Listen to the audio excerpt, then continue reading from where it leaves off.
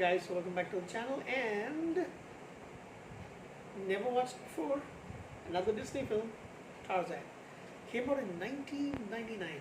Now, for some reason, I think I was at a friend's place, one of my school friends, and this would have been, of course, much after we completed school. But for some reason, I kind of remember being at his house when I was listening to the soundtrack of this film, if I'm not mistaken. I just kind of like, that's what actually is reminding me of. Such a long time back. In fact, I think that was actually, during the year 1999. Anyway, that's the year this movie came out. Tarzan is the origin story of Tarzan. It's an animated coming of age film, comedy, drama, all those kind of things. It's fun, it's nice. It is based on the original Tarzan of the Apes, Tarzan of the Apes book by Edgar Rice Burroughs, and I think it is the first animated movie about Tarzan. If I'm not mistaken. I don't know. That's what I'm kind of reading over here. Directed by Kevin Lima and Chris Buck, produced by Bonnie Arnold. It stars the voices of Tony Goldwyn, who I've never heard of before, Minnie Driver. Love her, Glenn Close, Rosie O'Donnell, and I didn't recognize her voice at all.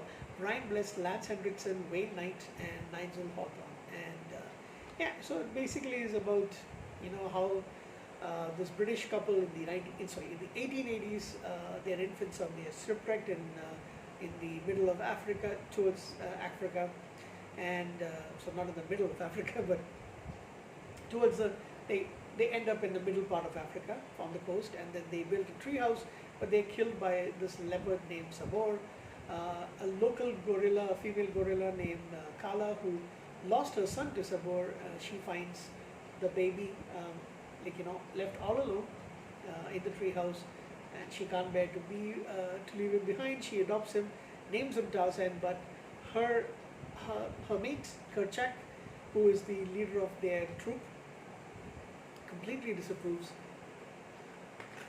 He might have some hidden affection, but he doesn't seem to show it at all, and he thinks it could be trouble. Growing up, Tarzan becomes friends with Kala's niece, a gorilla named Turk, the scaredy cat elephant named Dantor, and he is treated differently because of his size, because he's a human, so he does all these things to try and prove himself. And then years later, as a young adult, a young man, he rescues some gorillas by fighting off Sabor and kills him. He puts the body against Kerchak, but Kerchak kind of like approves, but at the same time he's a little bit upset as well. And he's not really completely there.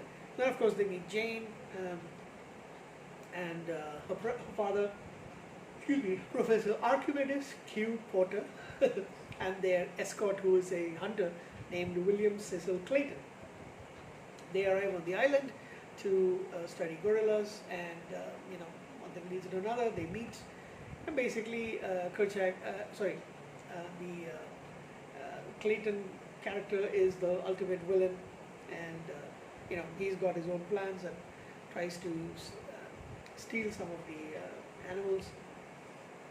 But of course, Jane and her father disapproves.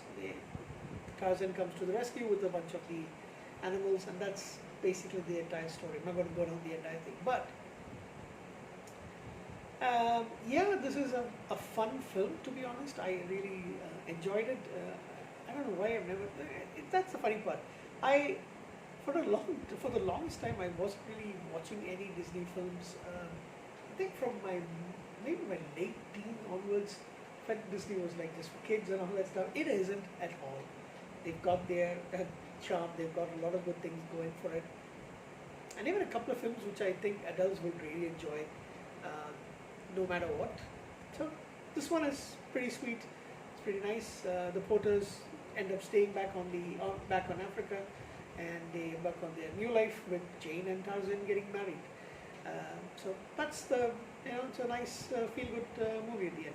Apparently, Brendan Fraser or twice tried out for the role, but it eventually went to Tony Goldwyn because he also did a very similar role, a live-action movie called George of the Jungle. So maybe that makes sense to actually have him do both of them. Minnie Driver, he really loved Minnie Driver for a long time. Of course, she's not in the movie, but yeah, it's still nice to hear her voice in this. And yeah, I give this movie a 8 out of 10. It's pretty fun to watch.